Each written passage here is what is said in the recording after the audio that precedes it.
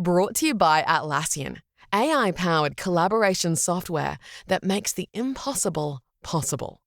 Meet Brex, the world's smartest corporate card. Brex cards help 25,000 companies control spend before it happens, automate manual work, and earn more. With Brex, you can make every dollar count effortlessly. Learn more at brex.com/grow.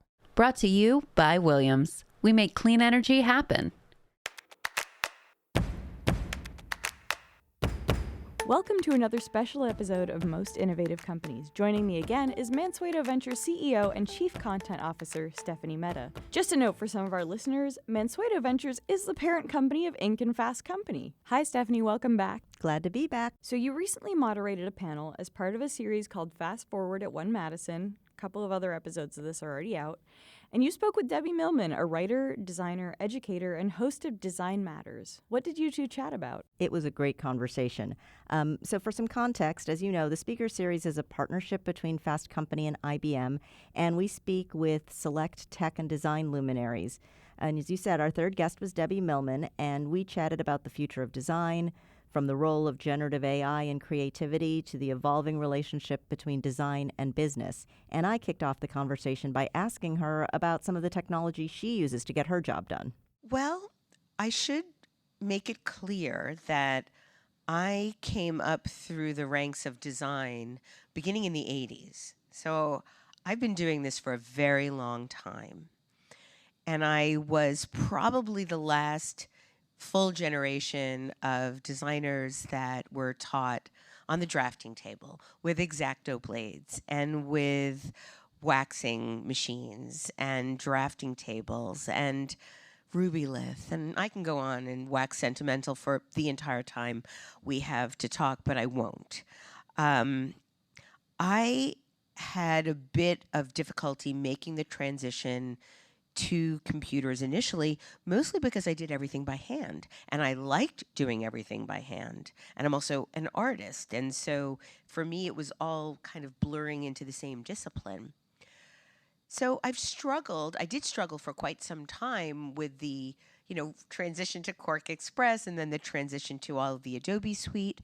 But then in 2018, I was actually at Typo Berlin, and I had a conversation with Oliver Jeffers, the great illustrator, writer, designer. And he sort of asked me to come over, and he said, "You want to see my latest book, the work that I'm doing for my latest book?" I was like, of course. I mean, Oliver Jeffers is of the day the crayons left, that whole franchise. That's Oliver. And expecting him to take out like a sketch pad, he took out his iPad and showed me what he was doing with an Apple Pencil in Procreate. And suddenly my life was transformed. I suddenly saw how I could take everything that I was doing that was handmade, and even work that I did years ago for a Fast Company when I was working with Florian Batchelder. I did a piece on world-changing ideas. I did it all by hand, cut out felt letters by hand.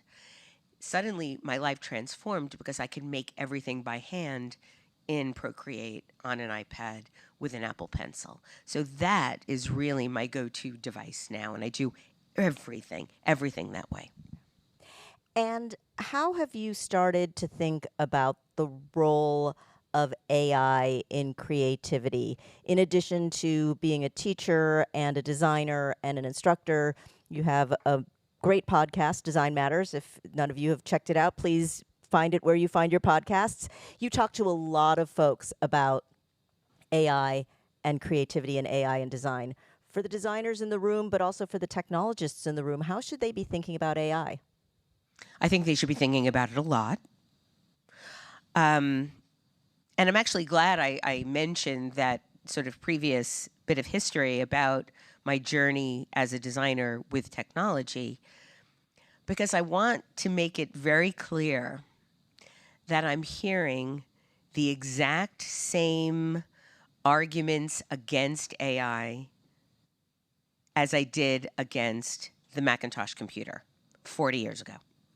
The exact. 40 years ago, when designers were starting to transition into using Apple computers to make their design work. No offense to IBM. Love you, IBM. Love your stock. One argument was that the computer was going to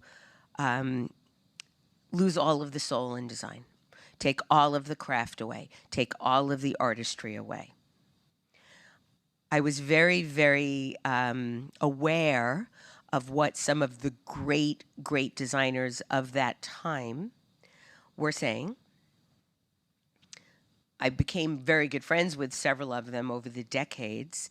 I remember Milton Glaser, Massimo Vignelli, all just excoriating the possibility that any good design work could occur on a computer. I heard about all the jobs that were going to be lost. There were some typesetting, some retouching, but there were hundreds of thousands of jobs that have been made as a result. I wouldn't even have the career that I have in podcasting had technology not been fully incorporated into design. I didn't grow up thinking when I was a little girl, I'm going to be a podcaster when I grow up. That didn't even exist. So I think that in general, human beings hate change. I often joke that the only people that like design changes are brand designers. No one else is going to a shelf and going, would you look at that? Tropicana changed their identity again. Really good opportunity to give them another shot. Nobody's thinking that. People are going to the shelf and thinking, why is that bottle different?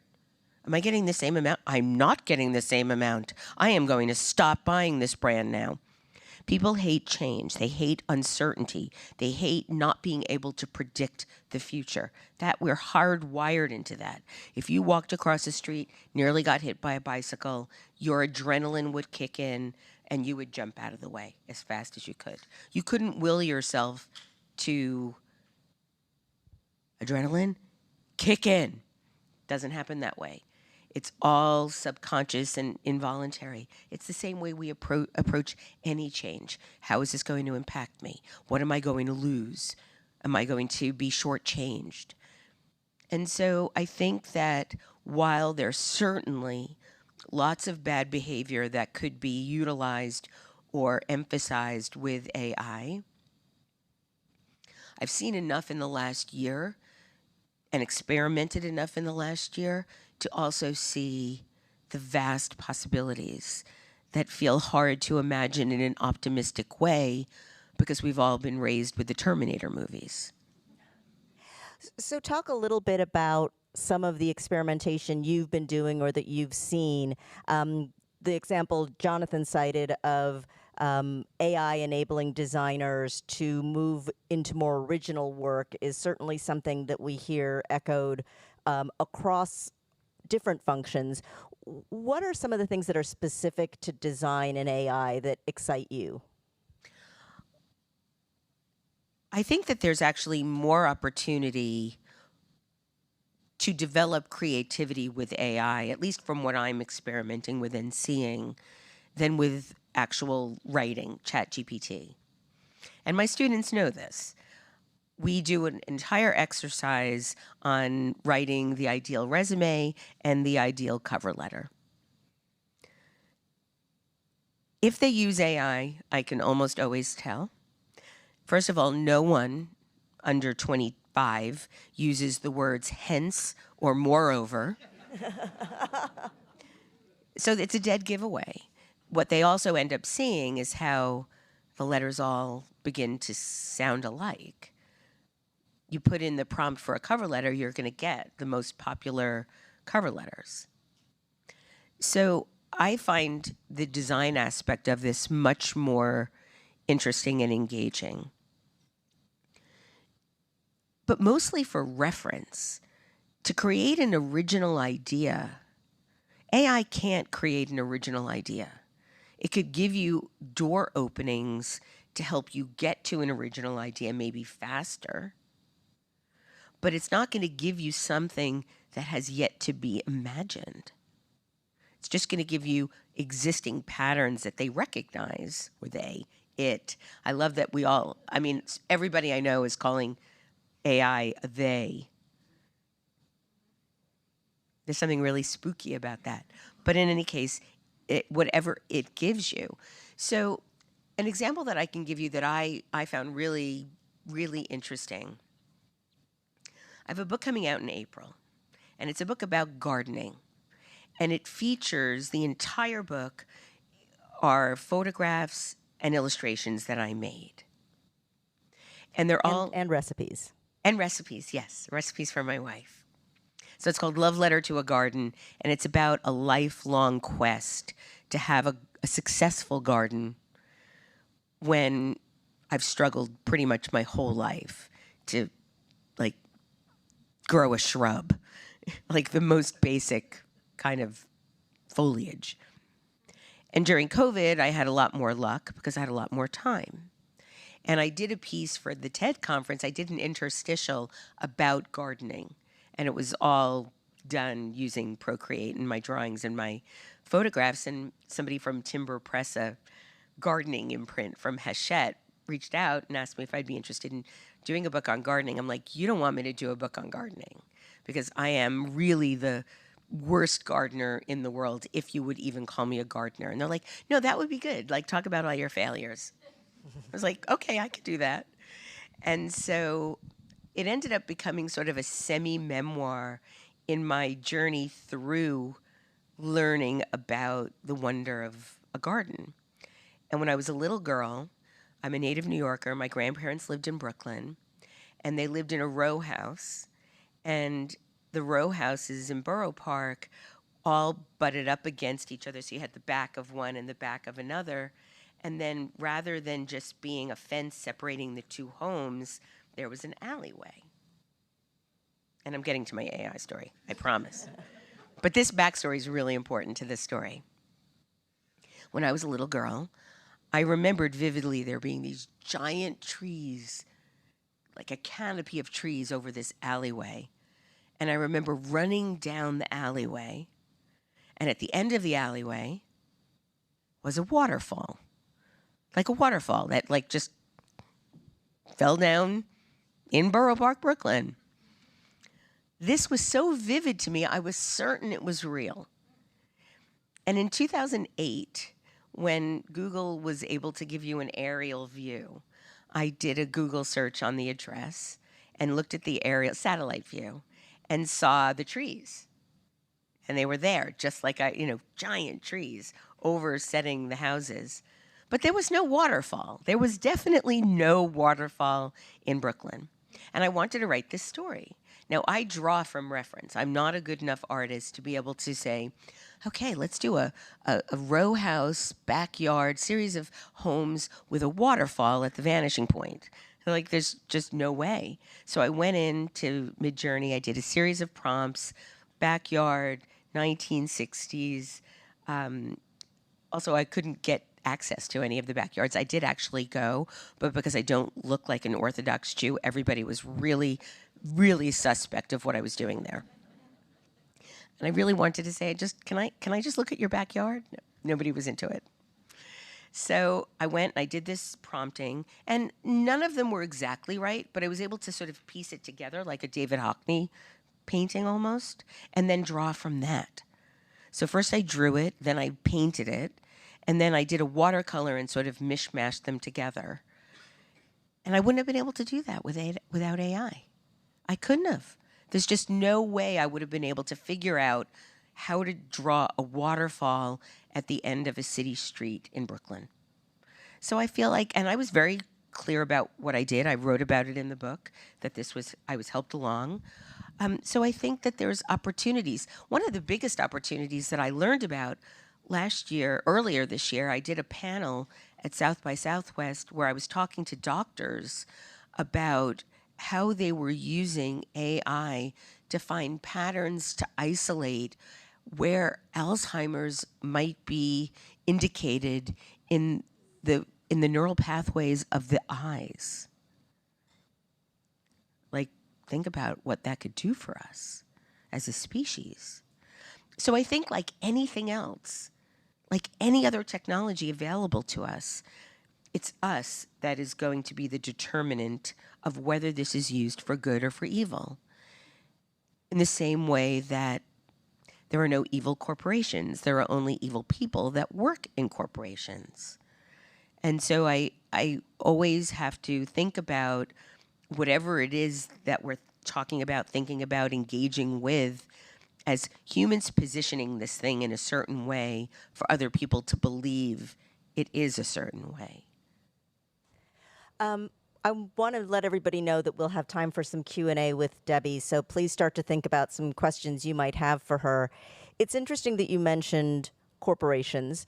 We're here at IBM, which was very progressive in its thinking around design, going back to the 1950s when Thomas Watson Jr. was the CEO. He was the first person to establish, Jonathan mentioned, this industrial design practice within IBM. And Thomas Watson hired Elliot Noyes, the famous architect, to help figure out how to inject design into strategy. Fast forward to today, and certainly Fast Company and others have written about a sort of cooling of corporate passion for design. Are you observing that as well, and what do you think is happening? I am. I think that trends have pendulums. But what concerns me about this particular trend, very few corporations do things altruistically. If they're a for-profit organization that lives and dies by Wall Street returns, they have a fiduciary responsibility to their shareholder. And that is the priority. If design helps business, if design helps the bottom line, it will be embraced. If it is a profit center, if it is a way to re-engage consumers or engage them in a new way or reinvigorate them to an entirely new audience, then it will help an organization do well. So a lot of that depends on who they hire, who they work with, who they contract, and how much of an investment they put into the initiative. They put the investment into the initiative, and then the designers have to do their part. Sometimes that's easier than others because of bureaucracies and politics within corporations. Corporations are some of the most difficult clients to have because they have to weigh both an audience that they are engaging through market research, a stakeholder or a shareholder within an organization, and Wall Street. That's a lot of people. That's a big decision-making committee. So it's very, very difficult to make something that's going to break through existing patterns of recognition and really get people to notice something that they didn't notice before, or intrigue them, or engage them to at least try something. So yes, I do see it cooling, but I see that cooling because there was a huge downturn in the supermarket brands during COVID. And then with inflation, that has also really, really impacted how much corporations are putting into design because their margins are so decimated. So it'll be interesting to see what happens over the next 8 years. But I've always said that the fast-moving consumer goods market is the first indication of what the design market is, what's going to happen to the design market. Same thing happened in 2008. Before the housing crisis, the market, the fast-moving consumer good market in design, corporate design, was really starting to change. And all of the brand design agencies were like, what's going on? Why is this happening? Well, back then, price of salt, price of butter, price of milk, price of eggs. Everybody talks about how the price of eggs determined the presidential results. Well, that really, really represents the investment in design in an organization. And it's really hard to believe that they're that correlated, but they are. So it's now more important than ever that designers really push to create the best possible design that will engage people in the most exciting way to really save the future of design in the next decade. No pressure. G'day, we're Atlassian. We make team collaboration software like Jira, Confluence, and Loom, which power enterprise businesses around the world, including 83% of the Fortune 500. With Atlassian, you'll unlock AI-powered teamwork, which means more time doing the work that matters. In fact, our customers experience a 25% reduction in project duration per year. So you'll have more time to listen to podcasts. Unleash the potential of your team at Atlassian.com. That's Atlassian.com. Atlassian. Have you heard about Brex? It's the world's smartest corporate card. Finance leaders love it because it's got powerful controls and rewards that help them make every dollar count. Here's why Brex cards are so smart. You can embed your expense policy inside the card. This lets you control employee spending before it even happens. Brex cards also automate manual expense tasks like receipts, memos, and reviews. So you're freed to focus on optimizing your company finances. Over 25,000 companies take every dollar further with Brex. Join them at brex.com/grow. As clean, reliable energy demand increases at historic rates, one company is uniquely positioned to accelerate America forward.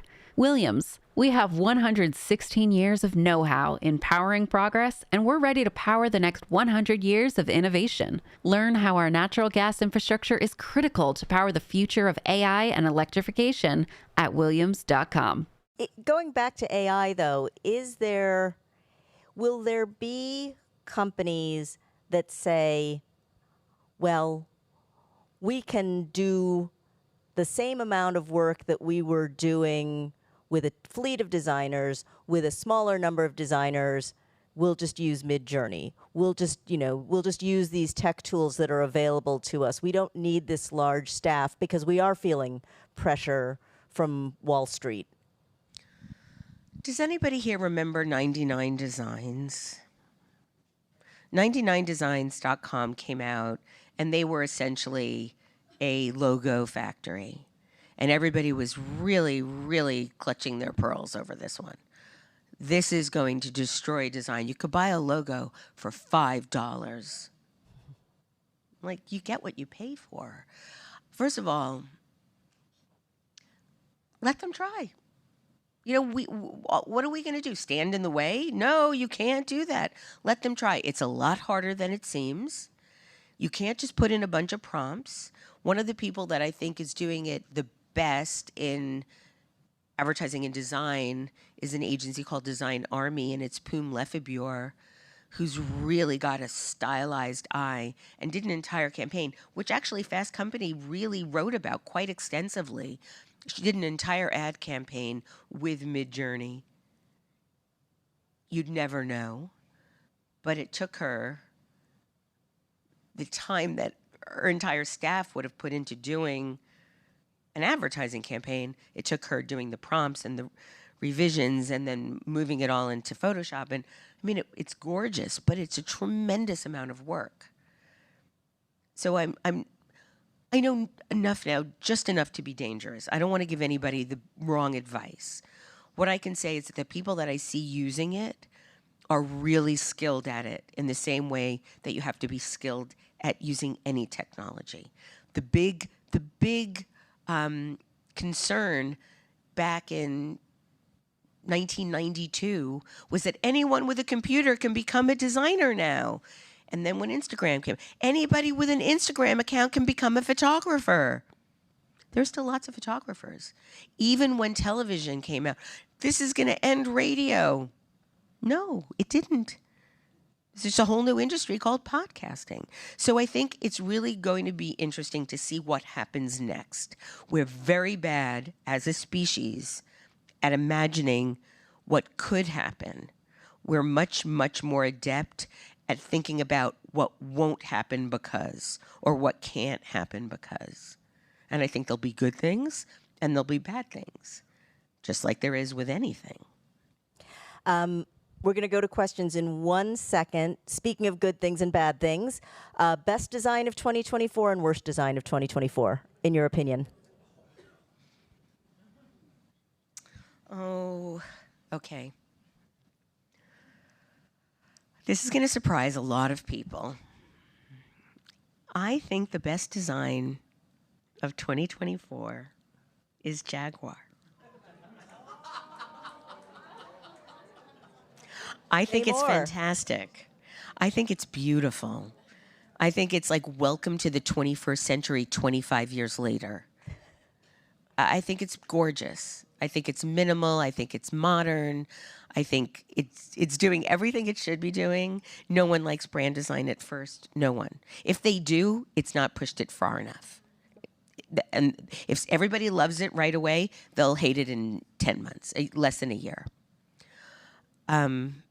Worst design? Because I love these people. So I'm going to say there's a best design and a worst design from this agency, just to be fair, because I love them so much. Best design coming out of Pentagram this year was Reddit. Okay. Gorgeous. Worst design was PayPal. Interesting. I just can't look at the P's anymore. I just can't. So there, yeah. Best packaging design of the best packaging redesign, Kit Kat. Gorgeous, really beautiful, and I'm really happy to say it's from my alma mater. Came out of Sterling Brands, which makes me so happy. I have nothing to do with them. I have no skin in the game. I'm just really, really happy to see that they did this gorgeous work. Well, now I'm getting hungry. All right, questions from the audience. I think we have some mic runners. Let's go to this gentleman in the a woman in the back right there. An extra credit if you're one of my students. Yeah. Okay, so my name is Sandra. I'm actually an educator. I'm an IT educator. Ooh. So my question is, because I've been having a hard time as an educator, I work at a vocational high school with primarily males, and I teach IT, and I have a women demographic, very small. My problem is to keep them engaged, and I'm thinking about doing an AI project in spring. I want them to not be intimidated by technology since it's male dominant. What project should I introduce to them so they could be more encouraged to dwell into AI and other technologies? I do a project with my grad students, which I learned about through the great legendary designer Seymour Quast. And he used to do this with his students to sort of break the ice and get them to know each other more quickly.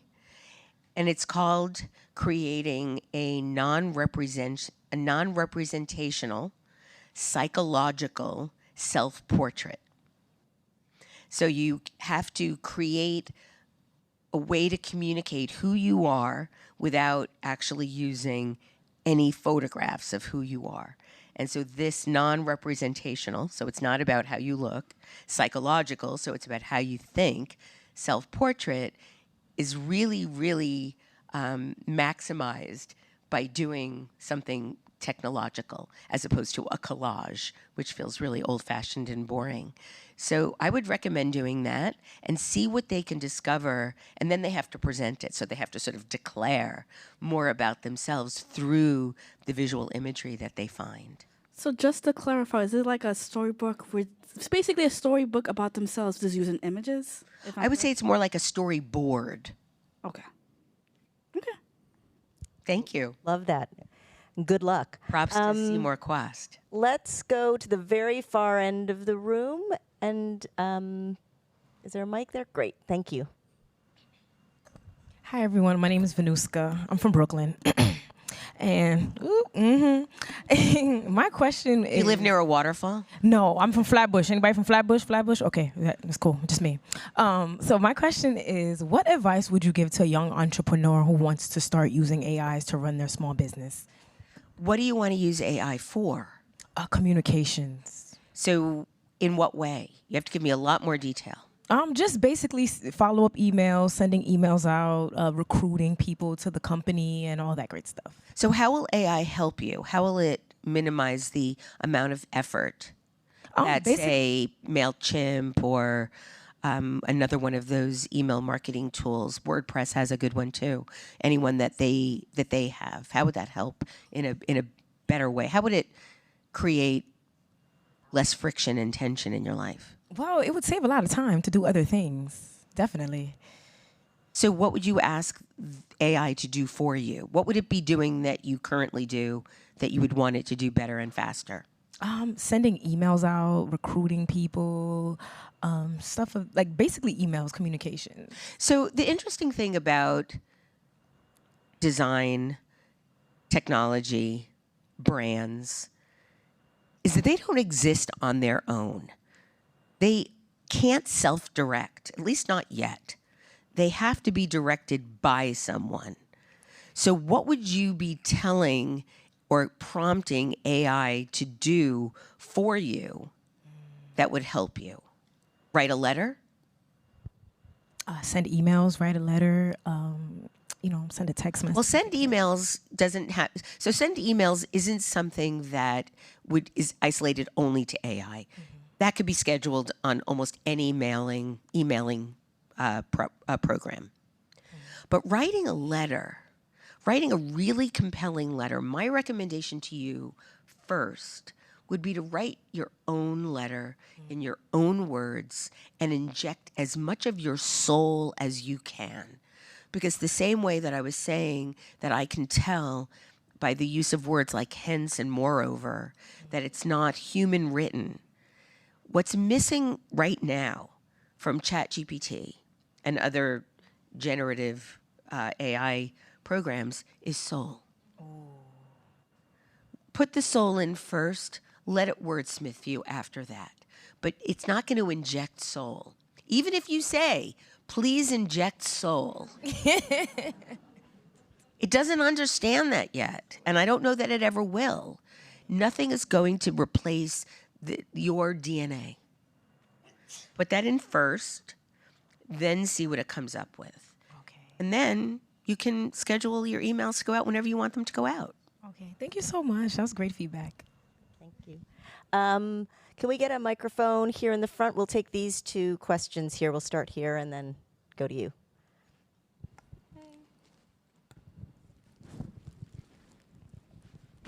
Hi, really enjoying the conversation and your candor as well, frankness. So I work in the intersection of artificial intelligence and also branding. So I just saw... Talk. Yes. Podcast audition started. So, a lot of controversy, the Coca-Cola all AI ad, a lot of backlash about that. Then Adidas just came out with a entire beginning to end all AI. So they're like in sneakers, breakdancing in the middle of like AI backdrops. And so I've just been seeing, in the comments section is the truth of what people are perceiving these ads to be. And the common denominator is it doesn't resonate. It doesn't resonate. So what do you advise brands do to utilize AI in a way that would resonate? Okay, how old would you say the public use of AI is? What do you mean? How old is it? How long has it been in sort of our consciousness in the marketplace? Well, ChatGPT, which launched before, they were ready, was October 2021, right? And so to me, because I do all this research and, I presented at Fast Company about AI, 2024 was supposed to be the year of mass AI adoption. It was not.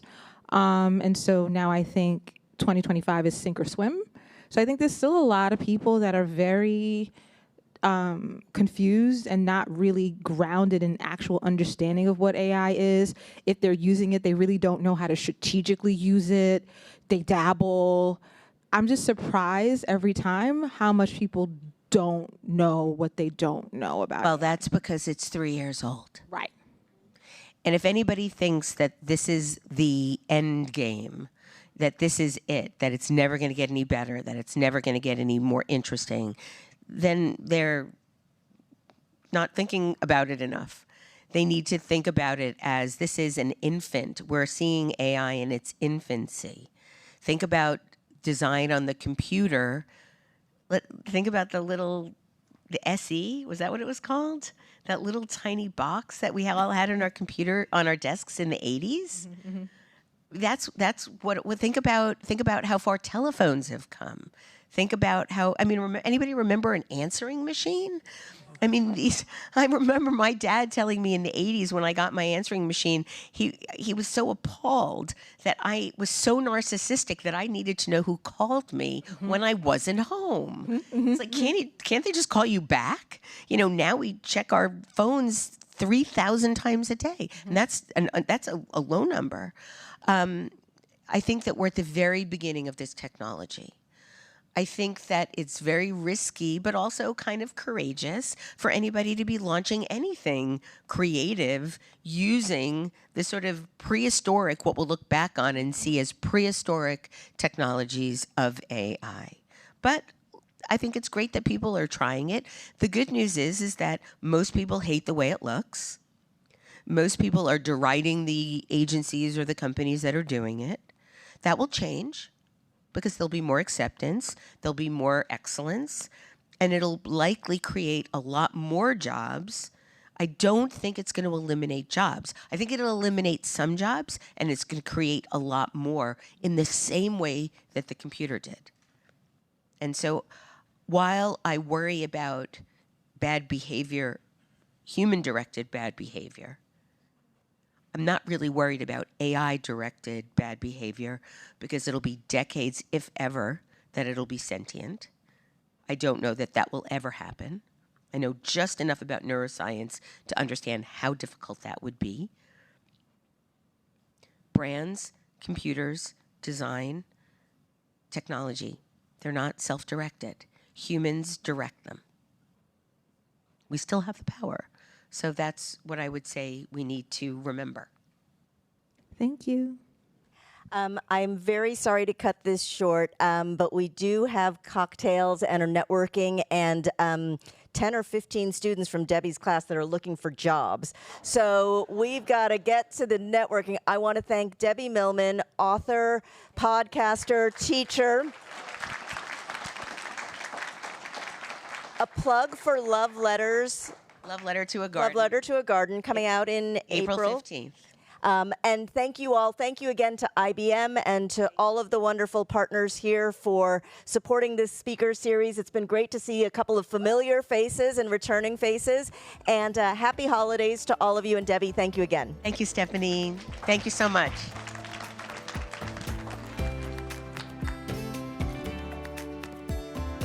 That's all for this special episode of Most Innovative Companies. Remember to rate, review, and subscribe.